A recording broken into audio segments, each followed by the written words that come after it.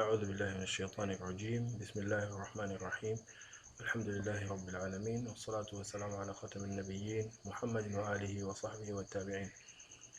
Chers enfants, chers camarades, chers amis, bienvenue dans une autre séance de notre programme Aide, Service, Éducation.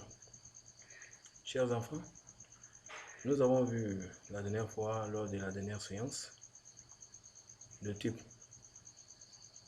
des hommes face à la foi.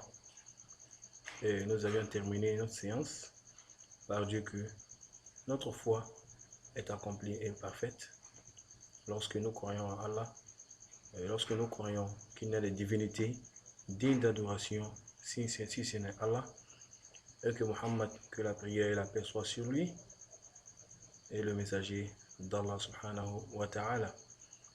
Et cela ne suffit pas, nous devons maintenir la foi, nous devons maintenir cette croyance jusqu'au dernier instant de notre vie, qu'Allah nous facilite cela. Et nous devons aussi prendre des précautions pour ne pas nuire, pour ne pas salir cette invocation, soit cette foi. Alors, et nous avons terminé aussi par certains versets, les versets qui nous révèlent le sort réservé aux munafiq. Comme vous le savez tous, que veut dire munafiq? C'est celui-là qui affiche sa foi, une foi fallacieuse. Il fait croire il croit à Allah subhanahu wa ta'ala comme le croyant. Pourtant, en réalité, il n'en est rien. Il est très loin de la foi. C'est celui-là qui affiche son islamité, sa croyance. Or, il ne dit pas vrai. En réalité, il est avec les mécréants et ceux qui désobéissent à Allah subhanahu wa ta'ala, qu'Allah nous en préserve. Et nous avons aussi mentionné quelques versets. Le premier verset qui est dans la sourate An-Nisa. Je vais seulement me contenter de la signification française où Allah dit: les munafiq seront jetés au fond de l'enfer. Ça, c'est dans la sourate 4, sourate An-Nisa. Et le deuxième verset où Allah dit: c'est parce qu'ils ont cru, puis rejeté la foi. C'est pour cela que leurs cœurs ont été scellés de façon à ce qu'ils ne comprennent, comme nous l'avons vu. Alors, le troisième verset qui nous interpelle, nous les croyants, face à là de nous, de bons croyants et de croyants sincères, où Allah dit: ô gens, ô les croyants, craignez Allah comme il doit être craint et ne mourrez qu'en pleine soumission. Qu'Allah nous facilite cela. Alors, chers amis, nous allons continuer notre séance du jour avec ce thème: acceptant tous les principes de la foi et les fondamentaux de la religion. Chers amis, la croyance en Allah subhanahu wa ta'ala, le Très-Haut, en ses anges, en ses livres, en ses prophètes, au jour du jugement, au destin, bon ou mauvais, sont les principes de la foi de l'islam. Retenez bien cela. Je reprends. La croyance en Allah, chers amis, le Très-Haut, en ses anges, en ses livres, en ses prophètes, au jour du jugement, au destin bon ou mauvais, sont les principes de l'islam.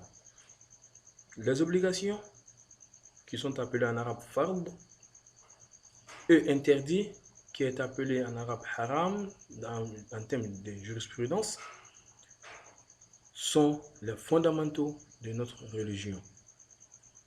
Pour être un vrai croyant, il faut savoir qu'est-ce qui est licite et qu'est-ce qui est illicite. Ce sont les fondamentaux de notre religion. Allah le Très-Haut a, entre autres, ordonné des actes d'adoration tels que la prière, le jeûne, le hajj, la zakat et le djihad. Djihad qui veut dire l'effort, par le sens que nous donnons au djihad, mais qui veut dire réellement l'effort, fournir un effort, prendre courage, une détermination en posant un acte, en faisant quelque chose pour la cause d'Allah subhanahu wa ta'ala. Comme aujourd'hui, vous faites l'effort de suivre les cours. Alors, donc tout cela rentre dans le cadre de djihad. Alors, de ce fait, pour que notre foi soit correcte, nous devons nous soumettre à ces recommandations et nous abstenir également des interdits qu'il a décrétés. Les comportements incompatibles, préjugés et les critiques sur l'une de ces règles ou sur un des principes, sur l'une des règles ou sur l'un des principes majeurs de notre religion nous transforme automatiquement en kafir, qu'Allah nous protège. Amen. Alors, comme le dit cher frère, avant d'aller au deuxième point, un homme sans religion est un homme sans principe. Alors, dans chaque regroupement, à toute communauté, à tout rassemblement, à tout regroupement, il faut qu'il y ait des grandes lignes à suivre. Il faut qu'il y ait des principes. Sans principe, nous ne pourrons pas avancer. Comme vous pouvez le constater, même dans un regroupement d'enfants, vous voyez qu'il y a un qui essaie de dominer le groupe. Alors c'est celui-là qui désormais dicte les lois du groupe, bonnes ou mauvaises. Alors donc c'est ainsi que nous comprenons que les principes dans la vie, il nous faut ça. Alors comme Allah subhanahu wa ta'ala étant le chef par excellence, étant le créateur, étant le maître par excellence, alors c'est lui qui nous connaît mieux que nous. Alors c'est lui qui est mis pour nous des enseignements à suivre, qui est favorable à nous tous et qui participe aussi, qui est d'ailleurs la base même du salut dans cette vie et qui nous fait profiter aussi de l'au-delà. Car nous facilite cela. Alors, chers amis, nous venons au deuxième point qui est vivre entre la peur et l'espoir. Dans ce point, nous verrons le suivant. Il est risqué de se fier uniquement à nos actes d'adoration et bon comportement pour être sûr d'entrer au paradis. Comme nous sommes tous pécheurs et faisons des erreurs, nous ne pouvons pas être sûrs d'aller au paradis, car rien ne nous le garantit. Être également certain du pardon d'Allah, ou bien ne pas avoir l'espoir de sa bénédiction, est également une tendance qui rend notre foi faible. Nous devons donc croire intimement à la miséricorde et à la clémence d'Allah en nous abstenant de tout acte incompatible et défendu par les règles et les principes de foi de notre religion. Avoir l'espoir d'entrer au paradis et la crainte de l'enfer signifie que nous devons mener une vie équilibrée entre l'espoir du paradis et la crainte de l'enfer. Pour mériter le paradis, nous devons nous défendre de tout comportement et péché susceptible de nous conduire en enfer. Allah subhanahu wa ta'ala nous dit: